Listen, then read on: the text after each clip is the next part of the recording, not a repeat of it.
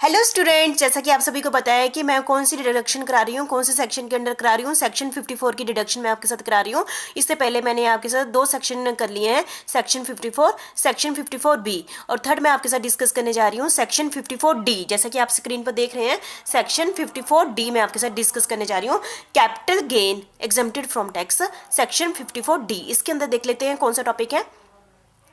तो capital gain arising on compulsory, ये देख लो, compulsory acquisition of land and building forming part of industrial undertaking.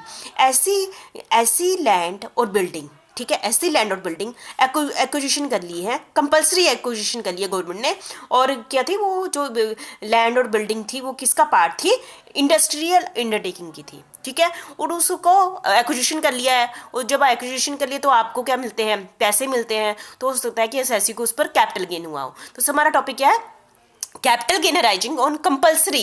Compulsory मतलब समझ रहे हैं ना, कंपल्सरी का मतलब acquisition of land and building forming part of industrial undertaking. कौन से सेक्शन के अंडर है? सेक्शन 54D के अंदर, ठीक है। और इसको आपको एक्वायर कर ली गई है, उससे आपको जो भी अमाउंट मिलता है तो उससे आप क्या कर सकते हो? तभी ये वाली एग्जामिनेशन मिलेगी यदि एसएससी परचेज और कंस्ट्रक्ट, परचेज करता है या फिर बनाता है न्यू इंडस्ट्रियल अंडरटेकिंग। क्योंकि इंडस्ट्रियल अंडरटेकिंग के बदले क्या बनाना पड़ेगा? न्यू इंडस्ट्रियल अंडरटेकिंग बनाना पड़ेगा। आपको पता है कि पहले टॉपिक में क्या था? रेजिडेंशियल हाउस प्रॉपर्टी के बदले residential house property, agriculture land के बदले आपको नया क्या लेना पड़ेगा? नई एग्रीकल्चर लैंड पड़ेगी। इसमें भी ऐसे ही है, यदि आपकी एक्वायर कंपल्शन के अंदर आपकी एक्वायर होगी industrial undertaking, land and building होगी है, तो आपको इसके बदले नई इंडस्ट्रियल अंडरटेकिंग क्या करनी पड़ेगी? बनानी पड़ेगी।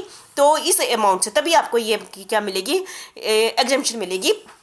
कौन से सेक्शन के अंदर? सेक्शन 54D, सेक्शन 54D के अंदर मिलेगी। देख लेते हैं क्या है इसमें। सबसे पहले, exemption is available on compulsory acquisition of land and building. The provision section 54D क्या कहता है? यदि आपको इस टाइप से एक्विजिशन से क्या मिलता है? कैपिटल गेन मिलता है, ठीक है। और compulsory acquisition land and building forming part of industry undertaking bye the government. किसने की है? गवर्नमेंट ने अंडरटेकिंग की है आपकी प्रॉपर्टी की, और इससे आपको कैपिटल गेन में टैक्स मिल जाएगा यदि एसएससी क्या कर लेता है? Purchase new land and building, कितनी लैंड एंड बिल्डिंग नई खरीद लेता है। इसके लिए आपको दे दिए गए 3 साल, ठीक है। देखो, रेजिडेंशियल हाउस प्रॉपर्टी के लिए परचेज करने के लिए 2 साल थे, कंस्ट्रक्शन के लिए 3 साल थे। इसमें परचेज करने के लिए कितने साल दिए हैं? 3 साल दिए हैं। ये देखना, ये इसे कंपेयर करके आप पढ़ना है, ठीक है। ओरिजिनल देने के बदले नई आपको land and building forming part of industry undertaking लेनी है, ठीक है। और कितने टाइम पीरियड के बीच में लेनी है? 3 साल के लिए। तो पहला मुझे लगता है टॉपिक आपका हो गया। दूसरा है अमाउंट ऑफ एग्जाम्पशन, कितना अमाउंट की एग्जाम्पशन मिलेगी, ठीक है। तो building within 3 year from the date of compulsory acquisition, मतलब 3 साल के अंदर अंदर आपको ये बिल्डिंग खरीदनी है, नहीं है ना। The amount of capital gain, उसमें इसमें भी सेम ही है। The amount of capital gain generated on the compulsory acquisition of land and building by government. जो गवर्नमेंट ने आप पर की लैंड एंड बिल्डिंग जो इंडस्ट्री अंडरटेकिंग की आपकी ले ली है, उससे जो भी आपको कैपिटल गेन होता है वो आपने पहले पॉइंट में लिख लिया, ठीक है। दूसरा है जो आपने नई इन्वेस्टमेंट की है, नया इंडस्ट्री अंडरटेकिंग लिया है, चाहे लैंड एंड बिल्डिंग ली है, जो भी लिया है ना, जो नया लिया है, प्लस और आपने जो अमाउंट किसमें डिपॉजिट किया है? कैपिटल गेन डिपॉजिट स्कीम में किया है, वो अमाउंट लिख लिया। दोनों में जो कम होगा वो उतनी आपको क्या मिल जाएगी? एग्जाम्पशन मिल जाएगी। ये सेम टॉपिक है जो पिछले 2 में था, ठीक है। तो आपकी रिविजन होगी तीसरी बारी, ठीक है। थर्ड पॉइंट है timing of purchase of acquisition of new agriculture land. आप बताओ, यानी अभी बताया आपको, यदि आपने अपनी न्यू इंडस्ट्री टेकिंग आपकी अंडरटेक हो गई है, तो नई को खरीदने के लिए आपको कितना टाइम पीरियड दे दिया जाएगा? 3 साल in the acquisition the government, ठीक है।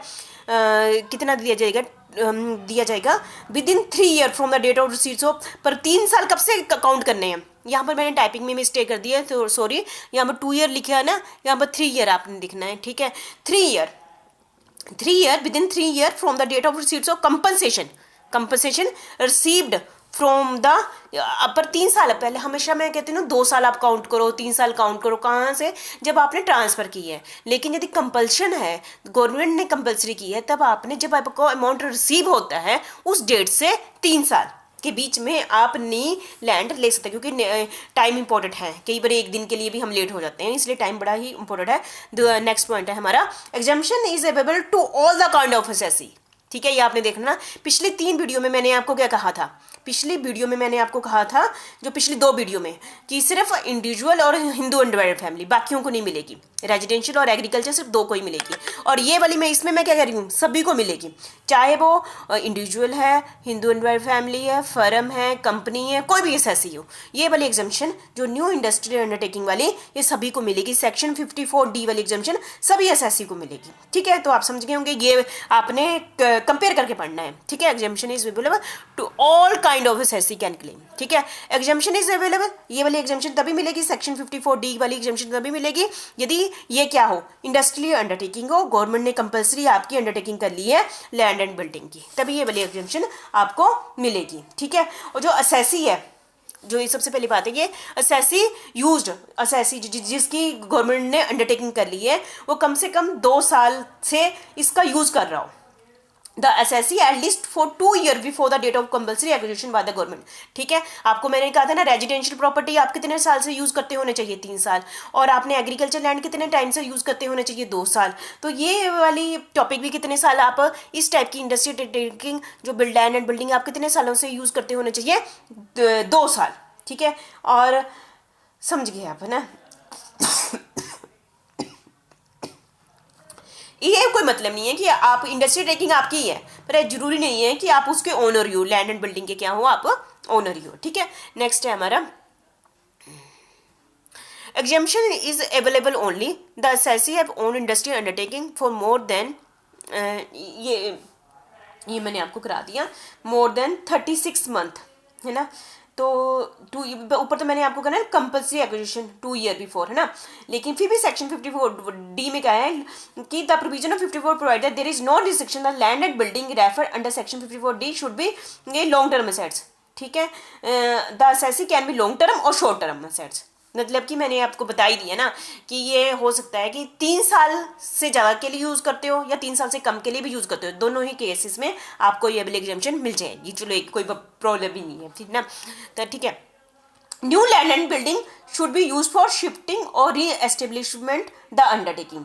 ठीक है, मतलब कि ये कंपल्शन है कि गवर्नमेंट ने एक्वायर की हो, ये वाली सेक्शन 54D वाली एग्जाम्पशन तभी मिलेगी, ये कंपल्शन है कि आपकी अंडरटेकिंग किसने की हो, गवर्नमेंट ने की हो। ठीक है, अगला प्रोविजन सेम ही है, provision regarding capital gain deposit scheme. आप सभी को पता है गवर्नमेंट ने आपकी industry land and building acquire कर ली है और आपके पास पैसा पड़ा हुआ है, ऐसा नहीं कि आप आज ही इंडस्ट्री नहीं खरीद लो, तो इसके लिए टाइम पीरियड लगता है ना, है ना।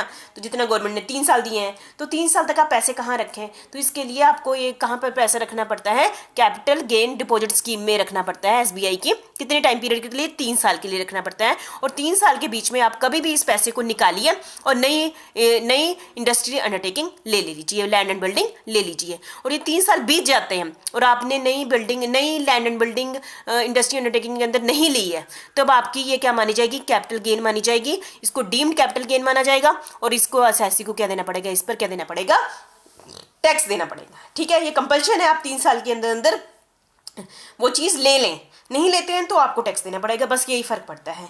ठीक है, रिवीजन होगी आपकी।